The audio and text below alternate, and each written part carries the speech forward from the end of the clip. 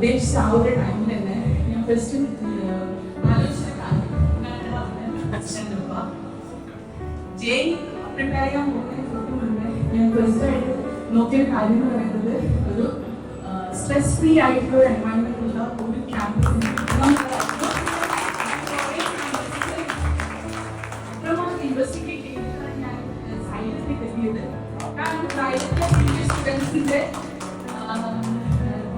Success ഇതിന്റെ photos ഒക്കെ കാണുമ്പോൾ അവരെപ്പോഴും ഹാപ്പി ആയിട്ട് കണ്ടിട്ടുണ്ടായിരുന്നു. എനിക്ക് അങ്ങനെ ഒരു എൻവയൺമെന്റ് ഉള്ള ഒരു സ്കൂളിലേക്ക് താമസിക്കായിരുന്നു. അതുകൊണ്ടാണ് ഏറ്റവും കൂടുതലായിട്ട് ഞാൻ ഈ സൈലം ചൂസ് ചെയ്തത്.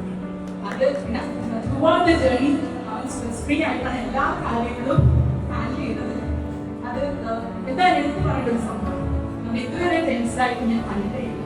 ഭയങ്കര സന്തോഷമാണ്. ഇനി തരുന്ന പാരൻസിന് ഇതൊരു ഉപദേശം നൽകിയിട്ടാണ്.